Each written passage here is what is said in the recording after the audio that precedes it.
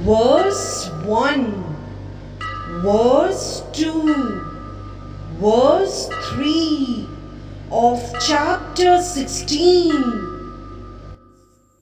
Shri Bhagavanuvacha Abhayam Sattva Sanshuddhir Jnana Yoga Vyavasthitihi Danam Damascha Yagyascha Swadhyayastapa Arjavam Ahimsa Satyam Akrodhas Tyagah Shantir Apaishunam Daya Bhuteshvaloluptvam Mardavam Hrir Chapalam Tejah Kshama Dhritihi Shaucham Adroho Nati Manita Bhavanti Sampadam Daivim Abhijatasya Bharata. In this verse, the Supreme Personality of Godhead said, fearlessness, purification of one's existence, cultivation of spiritual knowledge, charity, self-control, performance of sacrifice, study of the Vedas, austerity, simplicity, non-violence, truthfulness, freedom from anger, renunciation, tranquility, aversion to fault finding, compassion for all living entities, freedom from covetousness, gentleness, modesty, steady determination, vigor, forgiveness, fortitude, cleanliness, and freedom from envy and from the passion for honor. These transcendental qualities, O son of Bharat, belong to godly men endowed with divine nature. Elaborating on the above thought, in the beginning of the 15th chapter, the banyan tree of this material world was explained. The extra roots coming out of it were compared to the activities of the living entities, some auspicious, some inauspicious. In the 9th chapter also, the Devas or godly and the Asuras, the ungodly or demons, were explained. Now, according to Vedic rites, activities in the mode of goodness are considered auspicious for progress on the path of liberation, and such activities are known as Devi Prakriti, transcendental by nature. Those who are situated in the transcendental nature make progress on the path of liberation. For those who are acting in the modes of passion and ignorance, on the other hand, there is no possibility of liberation. Either they will have to remain in this material world as human beings, or they will descend among the species of animals or even lower life forms. In the 16th chapter, the Lord explains both the transcendental nature and its attendant qualities and the demonic nature and its qualities. He also explains the advantages and disadvantages of these qualities. The word abhijatasya, in reference to one born of transcendental qualities or godly tendencies, is very significant. To beget a child in a godly atmosphere is known in the Vedic scriptures as Garbhadhana Samskar. If the parents want a child in the godly qualities, they should follow the 10 principles recommended for the social life of the human being. In Bhagavad Gita, we have studied about the sex life for begetting a good child is Krishna himself. Sex life is not condemned provided the process is used in Krishna consciousness. Those who are in Krishna consciousness at least should not beget children like cats and dogs, but should beget them so that they may become Krishna conscious after birth.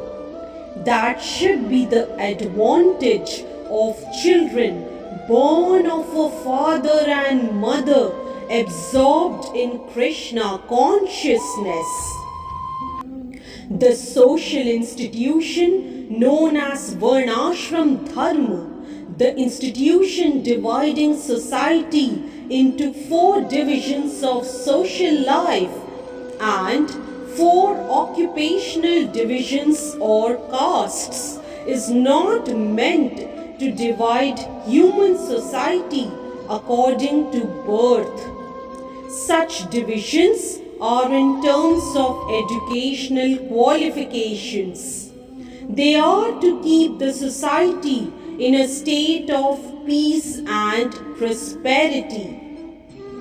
The qualities mentioned herein are explained as transcendental qualities meant for making a person progress in spiritual understanding so that he can get liberated from the material world. In the Varnashram institution, the sannyasi or the person in the renounced order of life is considered to be the head or the spiritual master of all the social statuses and orders. A Brahman is considered to be the spiritual master of the 3 other sections of a society, namely the Kshatriyas, the Vaishyas and the Shudras. But a sannyasi who is on the top of the institution is considered to be the spiritual master of the Brahmanas also. For a sannyasi, the first qualification should be fearlessness, because a sannyasi has to be alone without any support or guarantee of support. He has simply to depend on the mercy of the Supreme Personality of Godhead.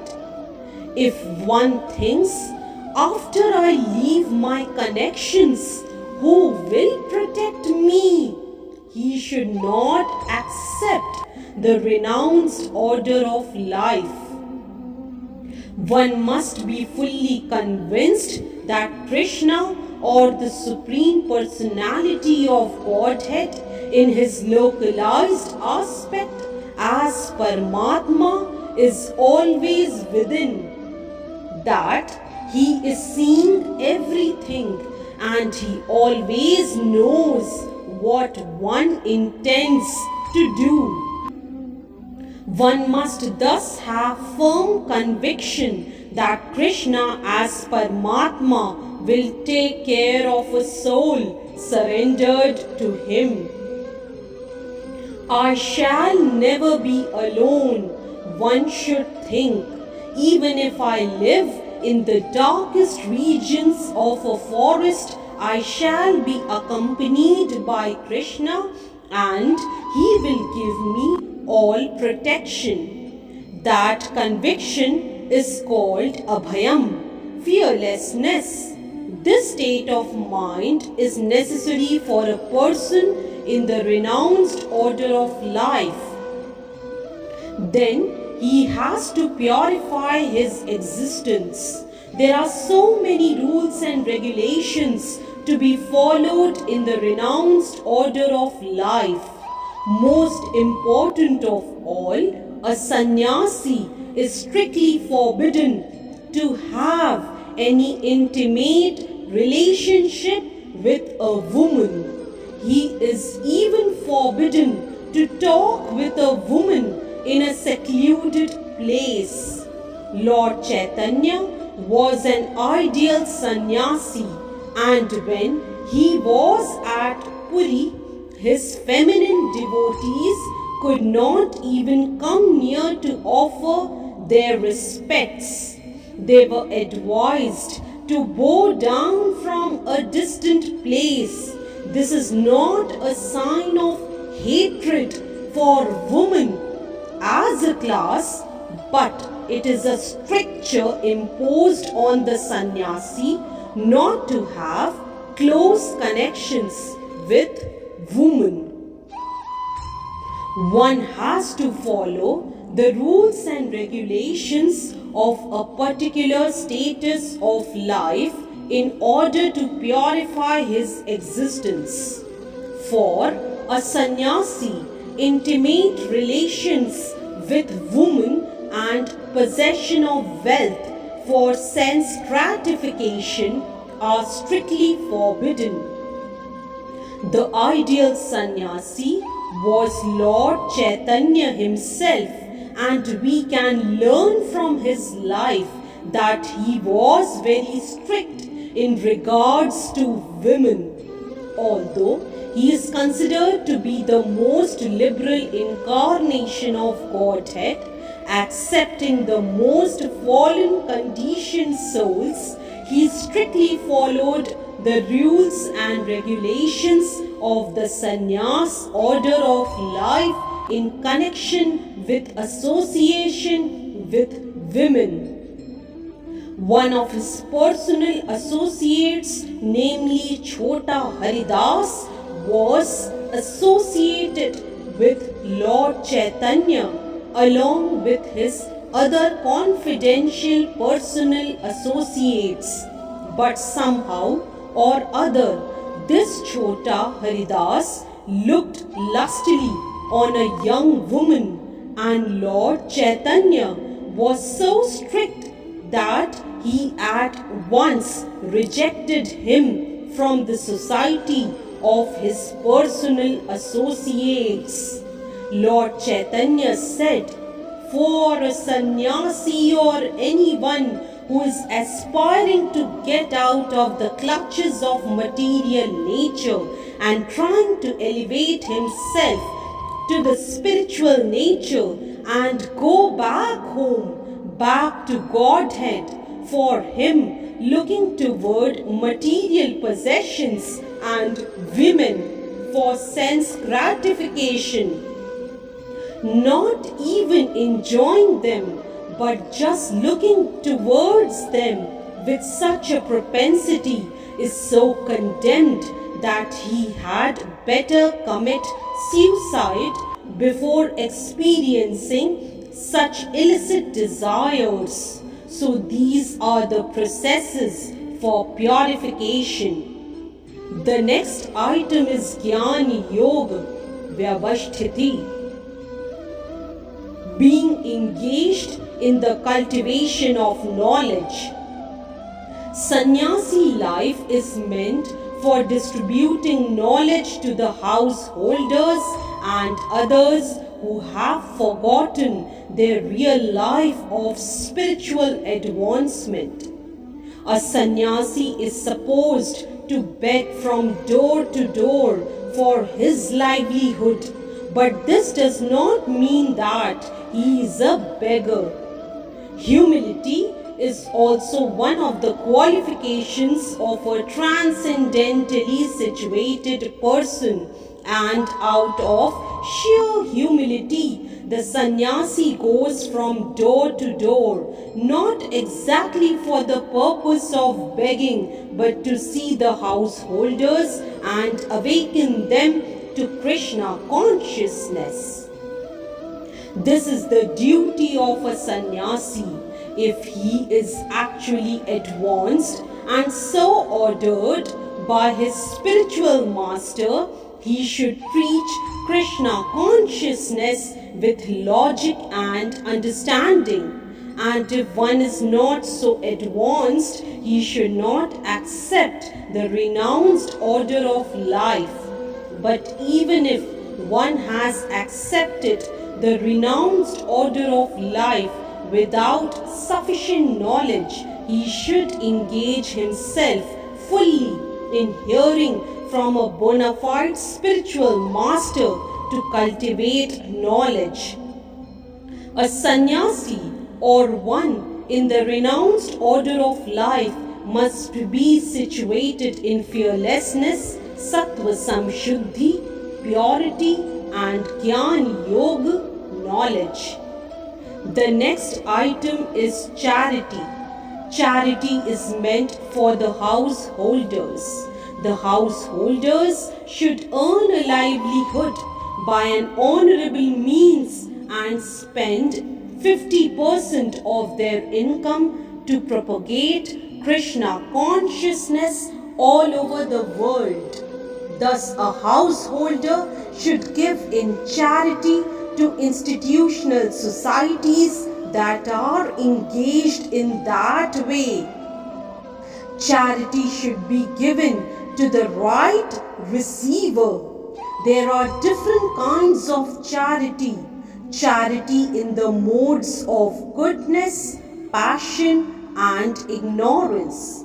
Charity in the mode of goodness is recommended by the scriptures, but charity in the modes of passion and ignorance is not recommended because it is simply a waste of money. Charity should be given only to propagate Krishna consciousness all over the world. That is charity in the mode of goodness. Then, as far as Dam, self-control is concerned, it is not only meant for other orders of religious society, but is especially meant for the householder. Although he has a wife, a householder should not use his senses for sex life unnecessarily. There are restrictions for the householders even in sex life, which should only be engaged in for the propagation of children. If he does not require children, he should not enjoy sex life with his wife. Modern society enjoys sex life with contraceptive methods or more abominable methods to avoid the responsibility of children. This is not in the transcendental quality but is demonic. If anyone, even if he is a householder, wants to make progress in spiritual life, he must control his sex life and should not beget a child without the purpose of serving Krishna. If he is able to beget children who will be in Krishna consciousness. One can produce hundreds of children, but without this capacity, one should not indulge only for sense pleasure. Sacrifice is another item to be performed by the householders, because sacrifices require a large amount of money. Those in other orders of life, namely Brahmacharya, Vanaprastha and Sannyas, have no money. They live by begging. So performance of different types of sacrifice is meant for the householders. They should perform Agnihotra sacrifices as enjoined in the Vedic literatures. But such sacrifices at the present moment are very expensive, and it is not possible for any householder to perform them. The best sacrifice recommended in this age is called Sankirtana Yagya. This Sankirtana Yagya, the chanting of Hare Krishna, Hare Krishna, Krishna Krishna, Hare Hare, Hare Rama, Hare Rama, Rama Rama, Hare Hare, is the best and most inexpensive sacrifice. Everyone can adopt it and derive benefit. So, these three items, namely charity, sense control and performance of sacrifice, are meant for the householder. Then, Swadhyaya, Vedic study, is meant for Brahmacharya or student life. Brahmacharis should have no connection with women. They should live a life of celibacy and engage the mind in the study of Vedic literature for cultivation of spiritual knowledge. This is called Swadhyaya. Tapas or austerity is especially meant for the retired life. One should not remain a householder throughout his whole life. He must always remember that there are 4 divisions of life: Brahmacharya, Grihastha, Vanaprastha and Sannyas. So after Grihastha, householder life, one should retire.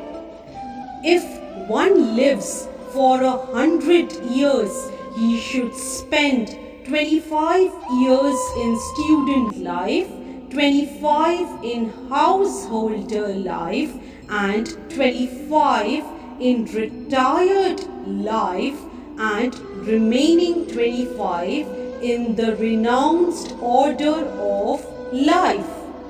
These are the regulations of the Vedic religious discipline.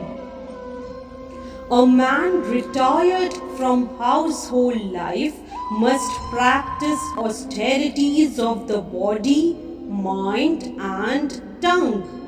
That is tapasya. The entire Varnashram Dharma society is meant for tapasya. Without tapasya or austerity, no human being can get liberation. The theory that there is no need of austerity in life, that one can go on speculating and everything will be nice, is recommended neither in the Vedic literature nor in Bhagavad Gita. Such theories are manufactured by show bottle spiritualists who are trying to gather more followers. If there are restrictions rules and regulations, people will not become attracted. Therefore, those who want followers in the name of religion just to have a show only don't restrict the lives of their students nor their own lives. But that method is not approved by the Vedas. As far as the Brahminical quality of simplicity is concerned, not only should a particular order of life follow this principle, but every member, be he in the Brahmachari ashram, Grihasth ashram, Vanaprasth ashram or Sannyas ashram, one should be very simple and straightforward. Ahimsa means not arresting the progressive life of any living entity. One should not think that since the spirit spark is never killed, even after the killing of the body, there is no harm in killing animals for sense gratification. People are now addicted to eating animals in spite of having an ample supply of grains, fruits and milk. There is no necessity for animal killing. This injunction is for everyone. When there is no alternative, one may kill an animal, but it should be offered in sacrifice. At any rate, when there is an ample food supply for humanity, persons who are desiring to make advancement in spiritual realization should not commit violence to animals. Real ahimsa means not checking anyone's progressive life. The animals are also making progress in their evolutionary life by transmigrating from one category of animal life to another. If a particular animal is killed, then his progress is checked. If an animal is staying in a particular body for so many days or so many years and is untimely killed, then he has to come back again in that form of life to complete the remaining days in order to be promoted to another species of life. So their progress should not be checked simply to satisfy one's palate. This is called ahimsa. Satyam. This word means that one should not distort the truth for some personal interest.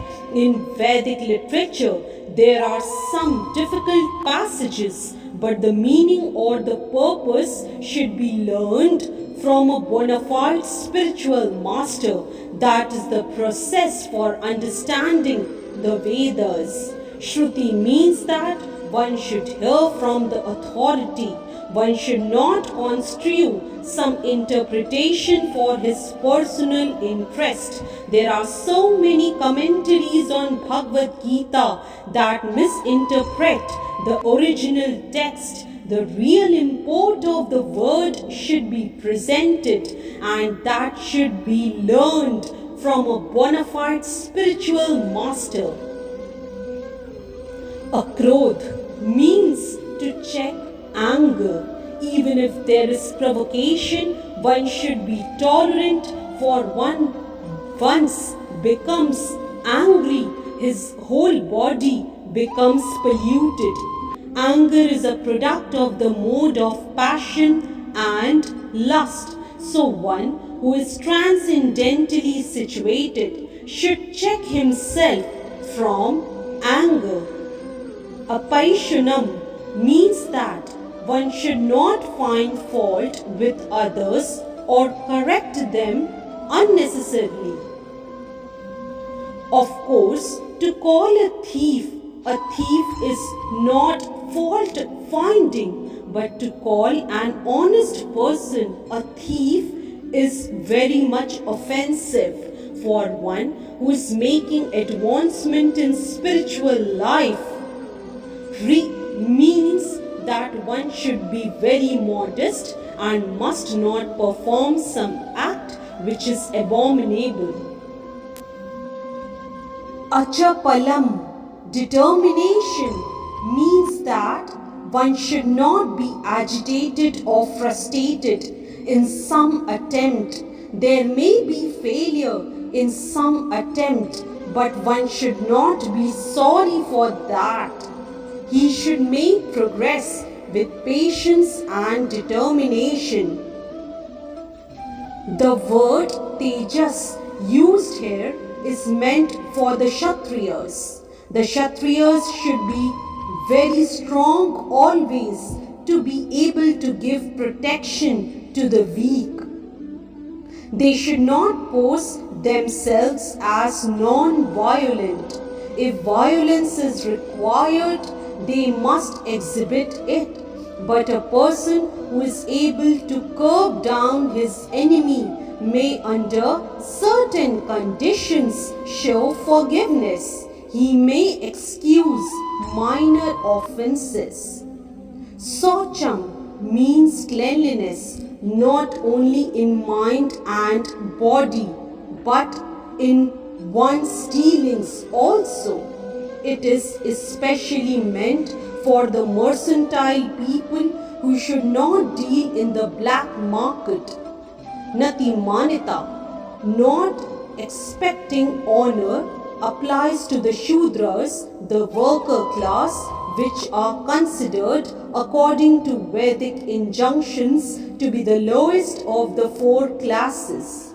They should not be puffed up with unnecessary prestige or honor and should remain in their own status. It is the duty of the Shudras to offer respect to the higher class for the upkeep of the social order.